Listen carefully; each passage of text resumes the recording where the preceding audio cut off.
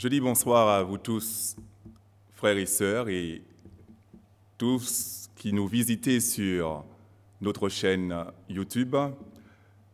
Bienvenue à notre étude biblique de ce mercredi 25 mars. Et ce soir, nous aurons le plaisir de partager une étude dans Ecclésiaste 7, versets 11 à 14. Mais pour commencer, nous allons prendre un moment pour prier afin de remettre cette étude entre les mains de Dieu. Prions. Nous bénissons ton nom éternel parce que tu es le Tout-Puissant, tu es le Très-Haut, et nous savons que toi seul demeures éternellement. Ce soir, nous venons devant ta face, en toute humilité, pour recevoir de toi ce que tu as à nous annoncer au travers de ta parole, afin que par des temps comme ceux-ci, nous puissions être encore revigorés dans notre foi et comprendre comment nous devons nous tenir face aux événements qui nous frappent. Nous te prions encore de nous pardonner nos offenses, de nous laver dans le sang de Christ, de disposer nos cœurs et nos pensées afin de comprendre tes desseins, pour glorifier ton nom et élever, Seigneur, ton nom au milieu de cette génération qui ne te connaît pas. Bénis cette étude, bénis tous les auditeurs, éloigne de nous tout ce qui pourrait être un sujet de distraction, afin que nous puissions puiser dans ta parole tout ce qu'il convient.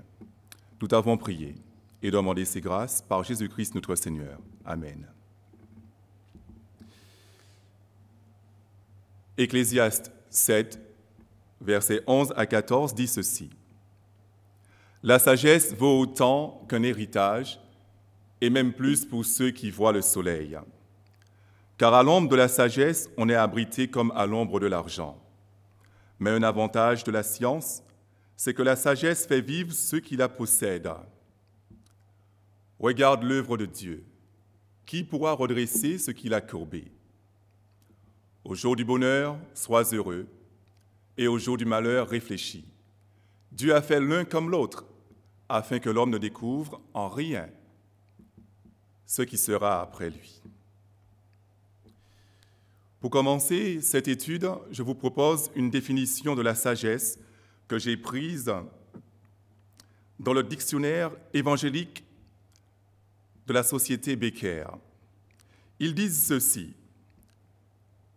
Les termes sagesse et sage s'appliquent aux hommes et aux femmes qui représentent une façon de penser et de se conduire basée sur la droiture sur le plan social et moral. Ils ajoutent que le but de la sagesse est de construire une société ordonnée et fonctionnelle qui reflète les exigences morales de Dieu, telles que définies dans la loi de Moïse. Je vous invite à garder cette définition en tête, parce que nous devons la maintenir tout au long de cette étude. Au verset 11, il est dit que la sagesse vaut autant qu'un héritage, et même plus pour ceux qui voient le soleil. Posons-nous 3 questions ici avant d'aller plus loin. Pourquoi Salomon fait une telle comparaison? Quel rapport qu'il y a entre la sagesse et un héritage? En quoi la sagesse a plus de valeur que l'argent? La réponse qu'on peut donner à la première question, c'est qu'il est probable que le but que Salomon a lorsqu'il dit que la sagesse vaut autant qu'un héritage, c'est qu'il souhaite interpeller ses lecteurs sur la valeur de la sagesse dans cette vie et aussi leur rappeler qu'elle ne doit pas être négligée, mais plutôt recherchée.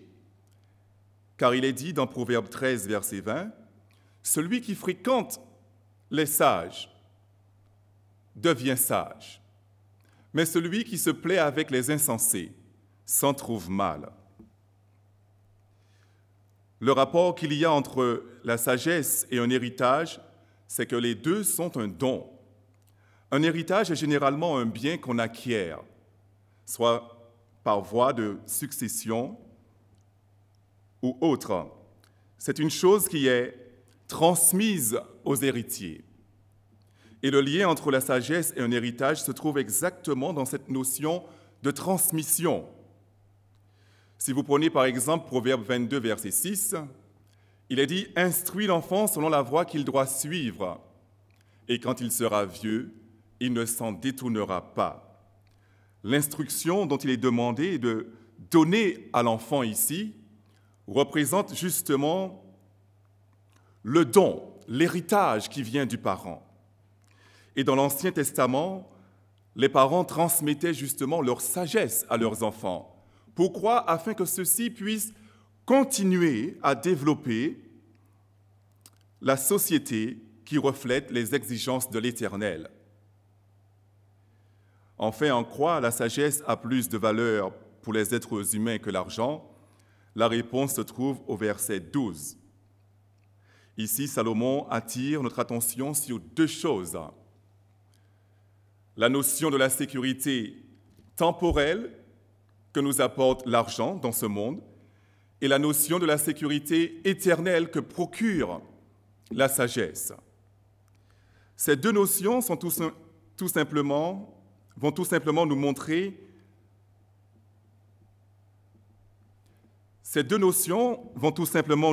la limite d'un héritage et l'étendue d'un autre. Premièrement, nous voyons que l'argent et la sagesse sont égaux dans leur capacité de garder et de protéger ceux qui la possèdent. Parce qu'il est dit « à l'ombre de la sagesse, on est abrité comme à l'ombre de l'argent ». On le voit, bien-aimés, dans un système économique comme le nôtre, avoir de l'argent n'est pas une mauvaise chose, bien au contraire, parce que l'argent apporte des garanties. Seulement, ce sont des garanties qui sont apportées dans ce monde. Cependant, Salomon restitue la valeur de la sagesse vis-à-vis de l'argent. Il indique que dans ce monde, la sagesse et l'argent se tiennent. Mais pour ce qui concerne la vie éternelle, l'argent n'est d'aucune utilité, car les limites de la sagesse dépassent celles du monde que nous connaissons. Comment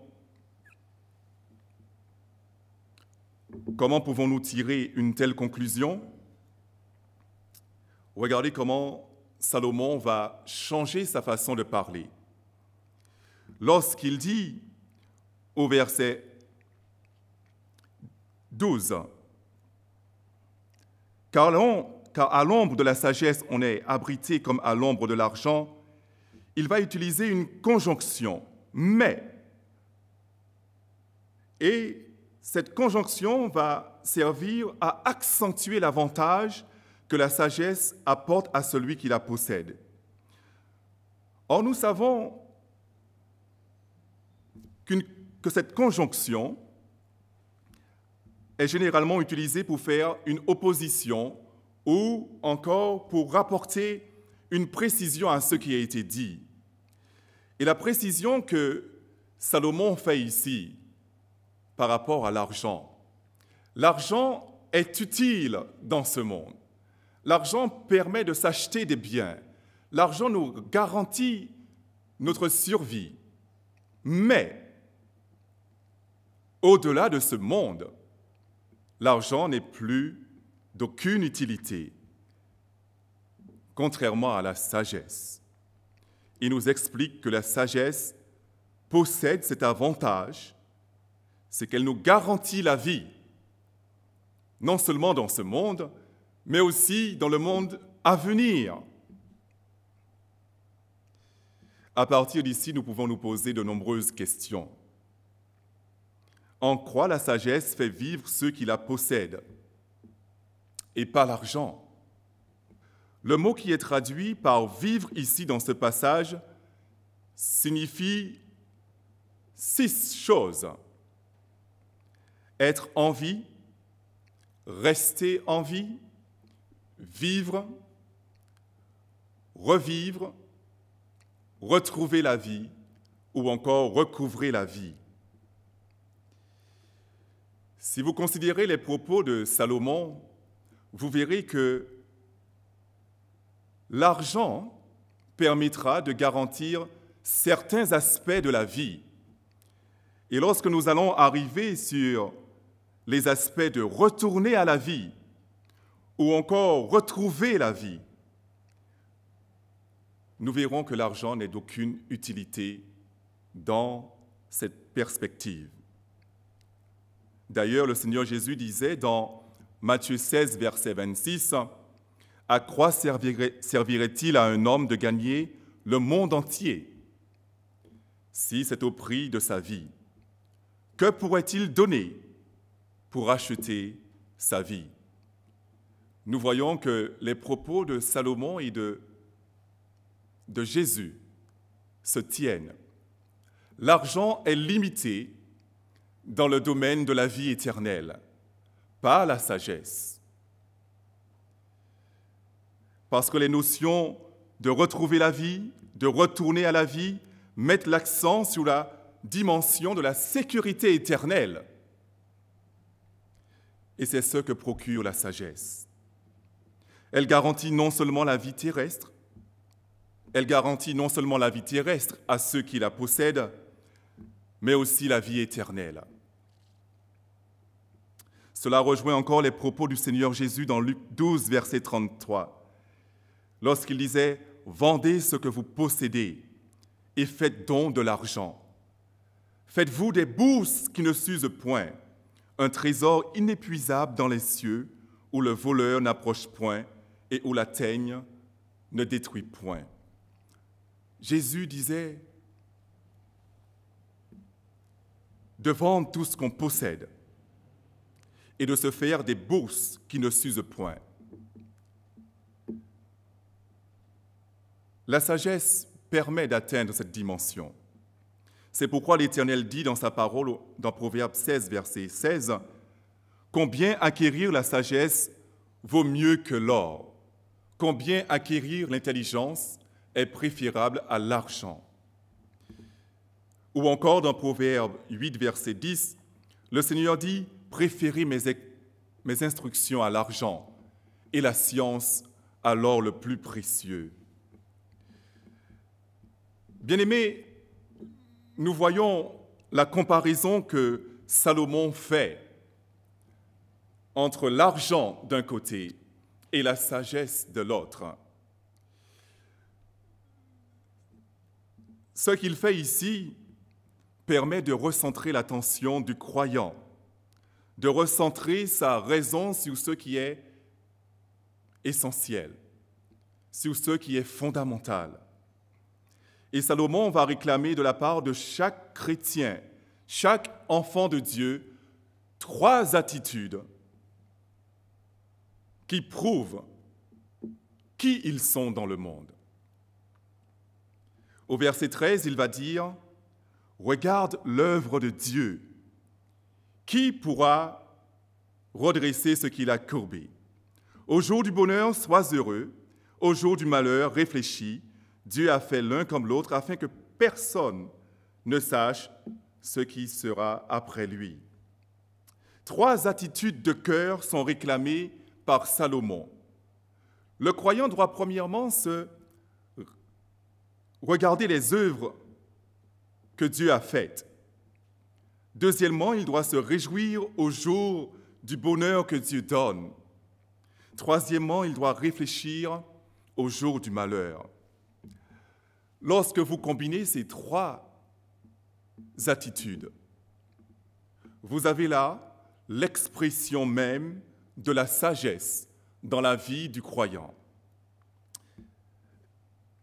Le sage a la crainte de l'Éternel, et parce qu'il a la crainte de l'Éternel, il va toujours regarder au dessein, à l'œuvre de l'Éternel.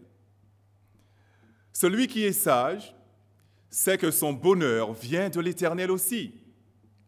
De ce fait, lorsqu'il est débordant de joie, il va se réjouir parce qu'il sait en lui-même que c'est Dieu qui a disposé ce temps pour lui afin qu'il puisse glorifier son Dieu. Et en faisant ainsi, il va exprimer la sagesse. Et lorsqu'il se retrouve au jour du malheur, Là aussi, il va exprimer sa sagesse, non pas par la joie, forcément, mais simplement en réfléchissant sur les événements qui se passent. Salomon dit au verset 13, « Regarde l'œuvre de Dieu. » En attirant le regard du chrétien sur l'œuvre de Dieu, il attire le chrétien vers celui qui est le souverain, celui qui est au-dessus de tous et de toutes choses. Il démontre que Dieu contrôle les temps et les circonstances. Et il invite chaque croyant à ne pas oublier que Dieu est le seul souverain sur la terre et dans les cieux. Cette image qu'il donne au verset 13 est particulière. Il dit « Qui pourra redresser ce que Dieu a courbé ?» Il montre en réalité la puissance qui se dégage de la personne de Dieu. Le bras de Dieu est si puissant que lorsqu'il fait une chose, personne, aucun humain, aucune nation ne pourra le contester.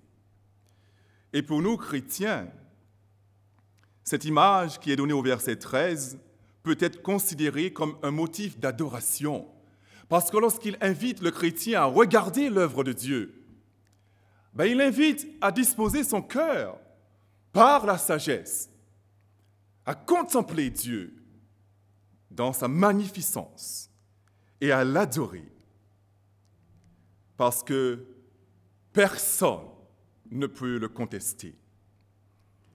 Nous avons un peu cette attitude dans l'Ancien Testament où, lorsque Dieu a délivré son peuple d'Égypte, nous avons vu Myriam qui a entonné ce chant à la gloire de Dieu, en disant « Qui est comme toi, ô Éternel, magnifique en sainteté, digne de louange ». Elle a pu écrire ce cantique sur la base des œuvres que Dieu a fait, parce qu'elle a regardé ce que Dieu a fait.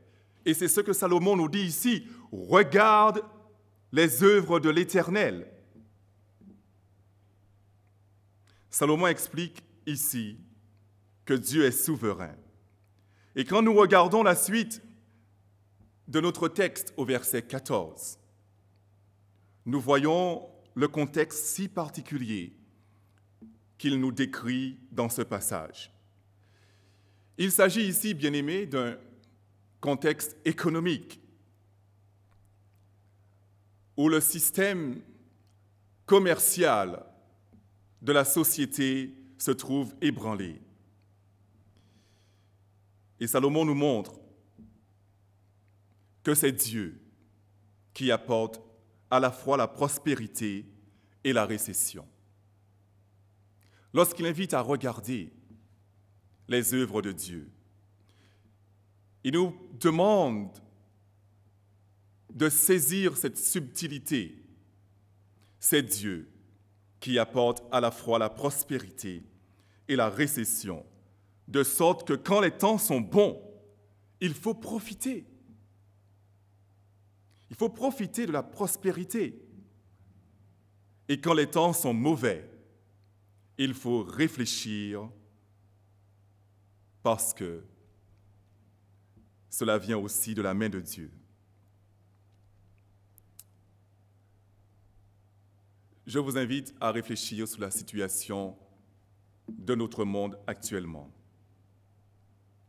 afin de voir comment cela s'applique aujourd'hui dans ce qui se passe. Regardez le monde aujourd'hui. Regardez le bien. Le malheur frappe toutes les classes de la société. Personne n'est épargné. Tout le monde est en souffrance. La mort est partout. La situation économique est catastrophique. parce que le commerce mondial est affecté par l'arrêt de pas mal d'entreprises.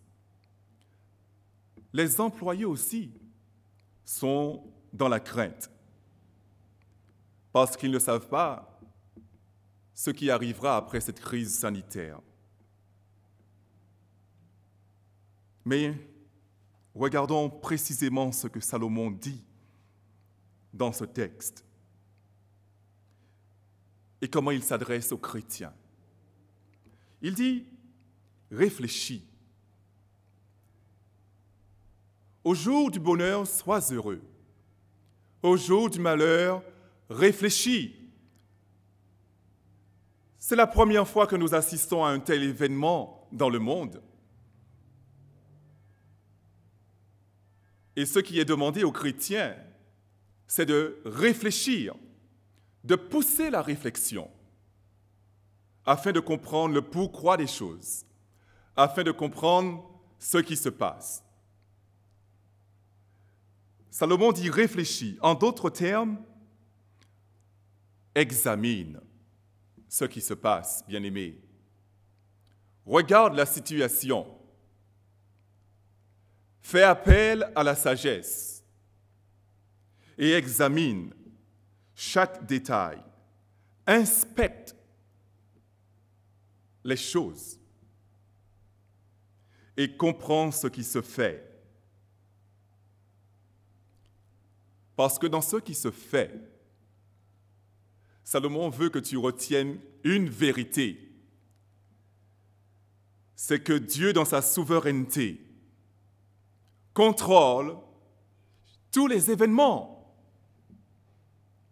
Et aussi, Dieu, dans sa souveraineté, t'a équipé de sagesse pour comprendre ce qu'il est en train de faire.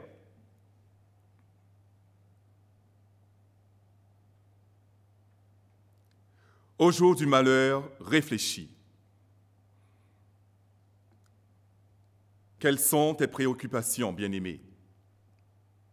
À quoi es-tu en train de réfléchir aujourd'hui? Comment réfléchis-tu en ces jours de malheur? Es-tu du côté des sages ou du côté des insensés?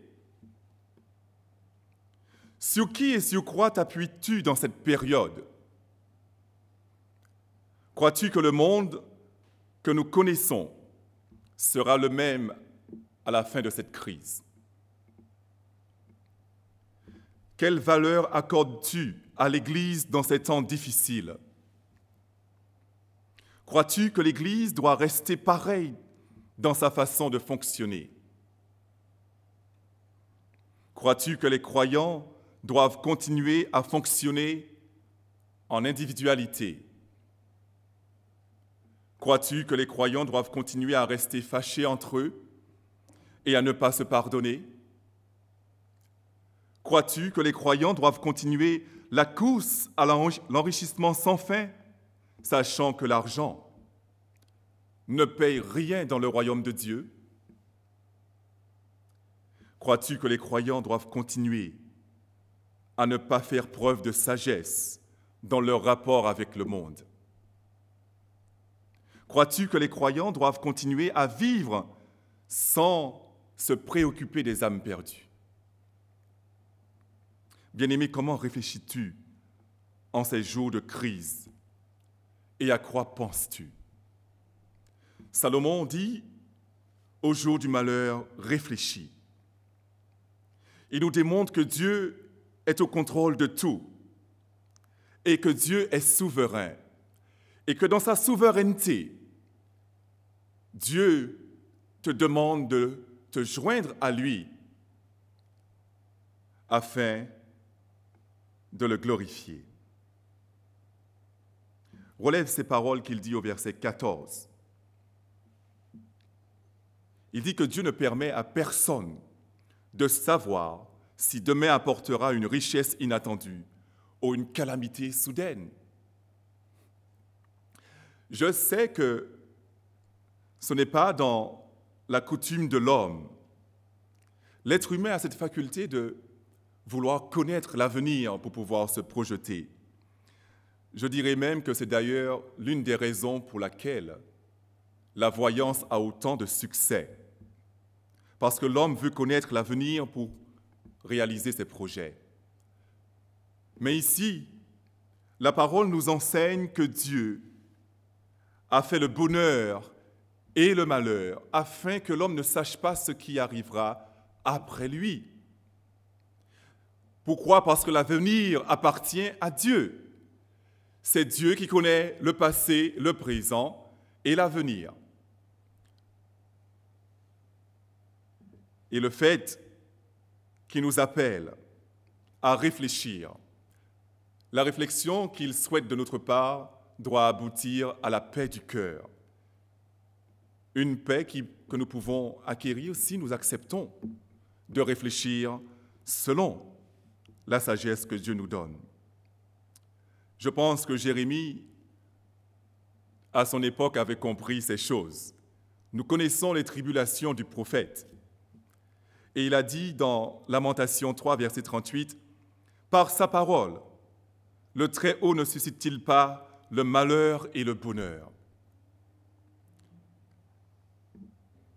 Qui pourra redresser ce que Dieu a fait? » Ce virus est en train de décimer le monde. Qu'est-ce que Dieu est en train de dire? Est-ce que nous croyons, nous sommes concernés par ce que Dieu est en train de véhiculer comme message par cette pandémie? Nous sommes appelés à la réflexion lorsque le malheur frappe. Non pas à nous laisser aller à toutes sortes de réflexions, ni à discuter les desseins de Dieu. Regardez comment l'Éternel a repris Job. Dans Job 38, verset 1, l'Éternel a apporté à Job une réponse par rapport à ses plaintes. Et il lui dit, « Qui est celui qui obscurcit mes desseins par des discours sans intelligence? Saint terrain comme un vaillant homme. Je t'interrogerai et tu m'instruiras. » Et l'Éternel lui dit ceci, « Où étais-tu quand je fondais la terre? Dis-le si tu as l'intelligence. » Au chapitre 41, verset 2, Dieu va poser une autre question à Job en lui disant, « De qui suis-je le débiteur? Je le paierai. » Mais écoutez la conclusion de l'Éternel. « Sous le ciel, tout m'appartient. Autrement dit, je ne suis le débiteur de personne. Je suis le Dieu souverain. Je fais comme il me convient. Et je n'ai d'ordre à recevoir de quiconque parce que c'est ma volonté qui se fait. Au jour du malheur, réfléchis. » Ecclésiaste 8, verset 12 dit ceci.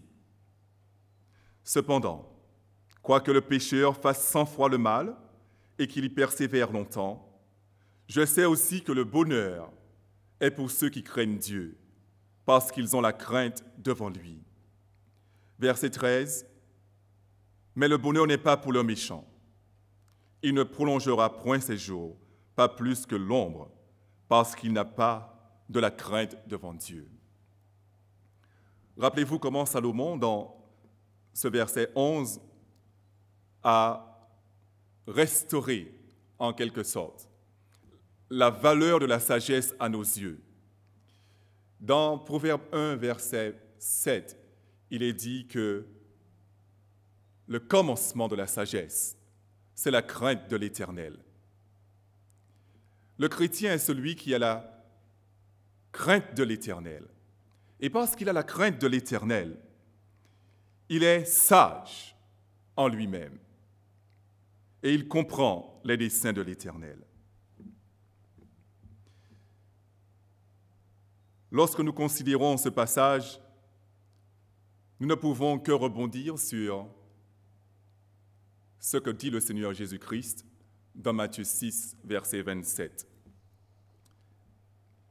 Il dit, « Qui de vous, par ses inquiétudes, peut ajouter une coudée à la durée de sa vie? » Et pourquoi vous inquiétez au sujet du vêtement? Considérez comment croissent les lys des champs. Ils ne travaillent ni ne filent. Cependant, je vous dis que Salomon même, dans toute sa gloire, n'a pas été vêtu comme l'un d'eux. Le Seigneur continue au verset 34, il dit « Ne vous inquiétez donc pas du lendemain, car le lendemain aura soin de lui-même, à chaque jour suffit sa peine. » Bien-aimés, au jour du malheur, il nous est demandé de réfléchir. Et la parole est consistante ici. Elle ne nous prend pas par surprise. Au contraire, elle nous prépare à tout événement. Et elle nous demande de nous ranger du côté de Dieu par la sagesse. Ce n'est pas parce que le système dans lequel nous sommes aujourd'hui est en train de s'écrouler de toutes parts que nous devons nous affoler. Nous devons lever la tête et nous rappeler de ce que Dieu nous dit et des promesses qu'il nous fait et de l'assurance que nous avons en sa parole. Parce qu'il est dit que la sagesse vaut mieux que l'argent. La sagesse fait vivre et elle fait vivre éternellement. En conclusion à cette étude, je vous adresse ces quelques réflexions que nous devons garder à l'esprit alors que le malheur frappe. Quelle attitude devons-nous avoir dans ces temps difficiles? Salomon nous invite à sonder les événements par la sagesse. Donc le croyant doit sonder les événements par la sagesse. Le croyant doit s'attendre à la réponse de Dieu, même au milieu du malheur. Le croyant doit rester tranquille, calme et serein devant son Dieu, sachant que Dieu n'est débiteur de personne. Et le croyant doit aussi le glorifier pour toutes ses œuvres. Parce que Salomon dit, « Qui peut redresser ce que Dieu a courbé ?» Bien-aimés, j'espère que cette petite étude dans cette section de l'Ecclésiaste 7, versets 11 à 14, vous aidera à trouver un réconfort en notre Dieu, un réconfort dans tout ce qu'il fait, et aussi que nous aurons cette assurance que demain ne sera pas un jour de tristesse, mais au contraire, un jour que notre Dieu nous aura préparé afin de le glorifier. Qu'il nous bénisse en cette soirée, et je vous donne rendez-vous encore sur notre groupe pour pouvoir discuter de ces sujets, pour débattre, pour pousser la réflexion, surtout nous poser la question au jour du malheur, à quoi nous réfléchissons. Que Dieu nous bénisse en ce soir. Prions.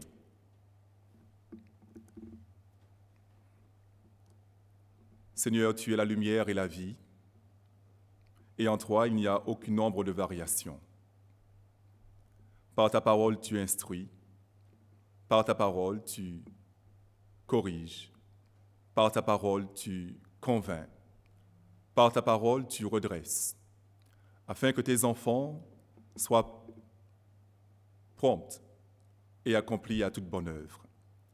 Et ce soir, nous prions vraiment que tu puisses visiter ton peuple afin de souffler un vent d'encouragement par le Saint-Esprit sur tes enfants. Parle aux cœurs les plus découragés, parle aux cœurs qui se trouvent plongés dans le doute, parle aux cœurs qui ne comprennent pas les événements. Tu nous invites à la sagesse, tu nous invites à une réflexion basée sur ce que tu fais. Seigneur, illumine l'intelligence de ton peuple et révèle encore ta vérité à chacun. Nous te remettons encore les événements dans le monde, sachant que tu agis, et nous te prions de glorifier ton nom. Ajoute à ton Église ceux qui sont sauvés, et que cet événement puisse convaincre le monde de péché, de justice et de jugement à venir.